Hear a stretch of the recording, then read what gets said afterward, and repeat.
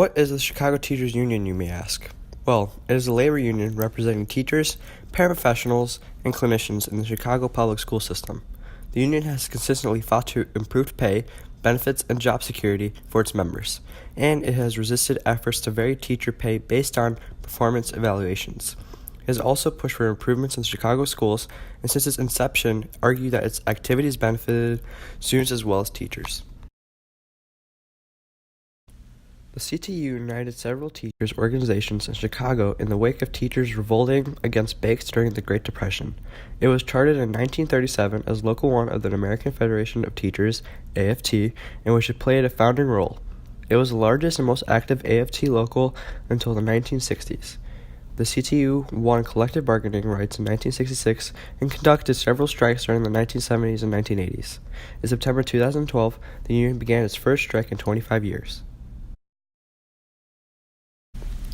The Chicago Teachers Union originated from the Chicago Teachers Federation, CTF, an organization of women and elementary school teachers founded in 1897. In its first few years, it ran a successful campaign to increase teacher pay, and its membership grew to 2,500 people. In 1900, the CTF elected Catherine Goggin and Margaret Haley as its officers, deciding to pay them the same wages as those made by the teachers.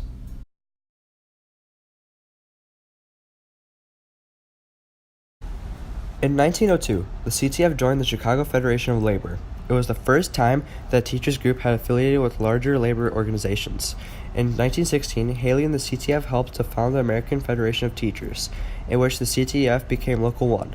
However, the Chicago Board of Education, led by Jacob Loeb, had recently passed a rule against teachers' unions, which states, membership by teachers in labor unions or in organizations of teachers affiliated with a trade union or a federation or association of trade unions, as well as teachers' organizations which have officers, business agents, or other representatives who are not members of the teaching force, is inimical to proper discipline, prejudicial to the efficiency of the teaching force, and detrimental to the welfare of the public school system.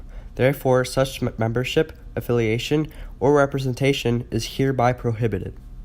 Teachers, with support from the students and parents, began an escalating campaign to restore funding to the schools and paychecks to the teachers. They believed that the Chicago's banks had access to millions of dollars in unpaid taxes and might balance the city's budget. They were angry about the CCCP's anti-school agenda, and they were also provoked by the $90 million in the bank account bailout from the Reconstruction Finance Corporation, and did nothing to help the schools. More generally, teachers were alarmed by an apparent corporate attack on education. They believed that the nation's ruling class wanted to dismantle education for the public and reserve it only for the wealthy. In April 1933, teachers targeted banks in the downtown loop, which they held financially responsible for the $30 million deficit in teachers' payments. On April 24, 1933, the beginning of spring break, thousands of teachers entered bank offices and began causing mayhem. They chanted, "Pay us, pay us." At City National Bank, they chanted, "We want Dawes, we want Dawes," referring to bank chairman and recent U.S. Vice President Charles G. Dawes. Dawes appeared surrounded by guards and attempted to appease the mob over shouts. Police, who had also experienced a number of pay less paydays, were reluctant to interfere. Chicago teachers had formed several different unions, some of which were still segregated by gender. The unrest in early 1930s served to unite these groups, which previously had difficulty cooperating. Chicago teachers played an active role in the AFT and retained their status as Local 1.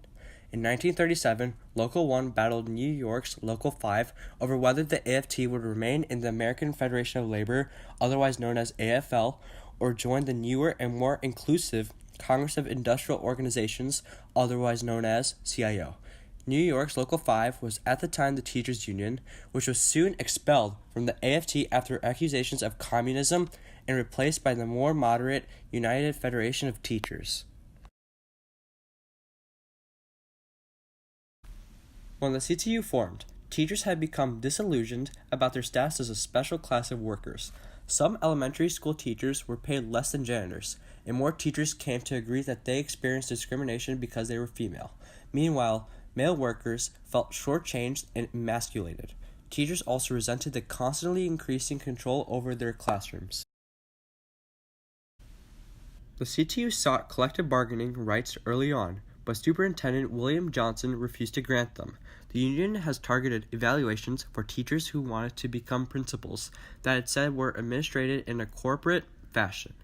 By 1939, the CTU had more than doubled in size to 8,500 members and organized its members for actions such as mass lettered writing. The CTU intensified its campaign for collective bargaining rights in the 1960s, staging huge demonstrations at the Chicago Board of Education. Pressure increased after the New York recognized collective bargaining rights for the UFT in 1961, and the CTU threatened an illegal strike in 1963 to 1964 if the school board would not grant it the same status.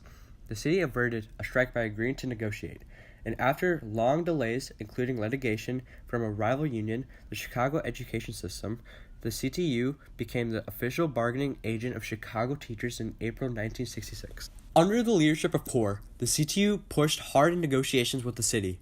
Early on, the CTU made the decisions to decline an offer of pay increases combined with layoffs. When the city would not agree to the CTU's core demands, including the expansion of programs like art and music at the city's most underfunded high schools, CTU members voted overwhelmingly, 90% of teachers and 98% of those who cast ballots, to authorize a strike.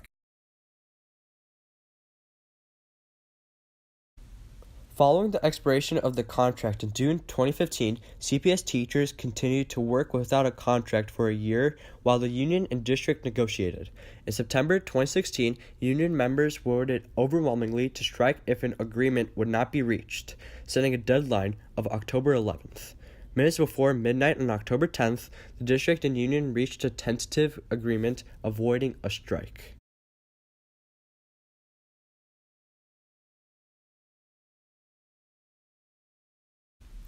Thank you all for your attention and listening to this documentary. It means a lot. Yes, it's finally